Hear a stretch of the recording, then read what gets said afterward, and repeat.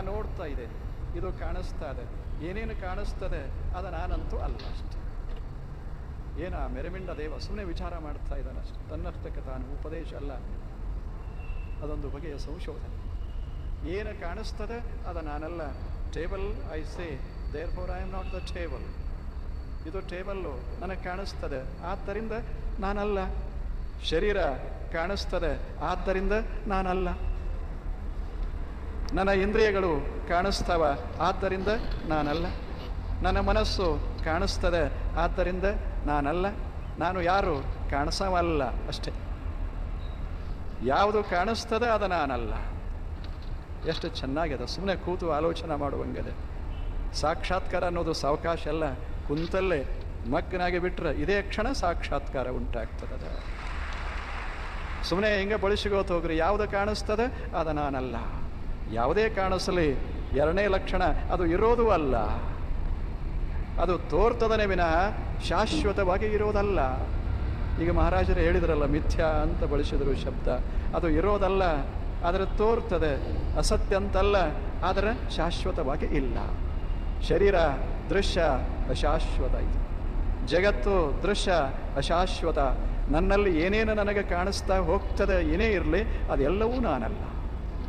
ಮತ್ತು ನಾನು ಯಾರು? ಬರೀ ಅರಿವು ಅಷ್ಟೆ. ಬರೀ ಅರಿವ.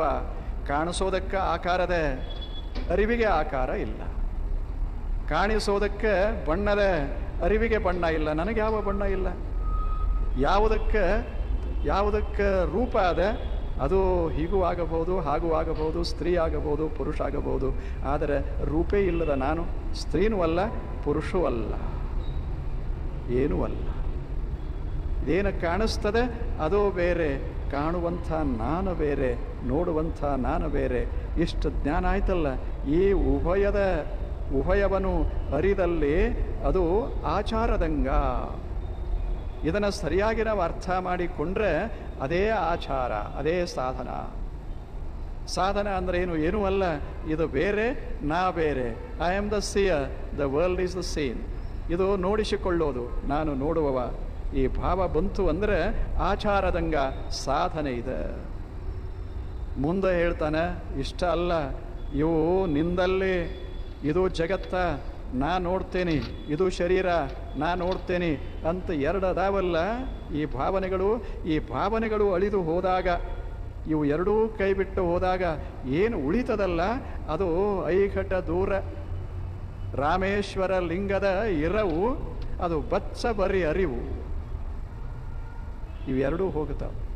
ದೃಶ್ಯವೇ ಮರೆಯಾಗಿ ಹೋಗುವಾಗ ಇದು ದೃಶ್ಯ, ನಾನು ದೃಷ್ಟ ಅಂತೇನು ಭಾವ ಇರ್ತದಲ್ಲ, ಅದು ದೃಶ್ಯವನ್ನು ಅವಲಂಬಿಸಿಕೊಂಡಿರುವ ಭಾವ ಇರೋದರಿಂದ ದೃಶ್ಯ ಮರೆಯಾಯಿತು ಅಂದರೆ ದೃಷ್ಟನೂ ಮರೆಯಾಗಿ ಹೋಗ್ತದೆ.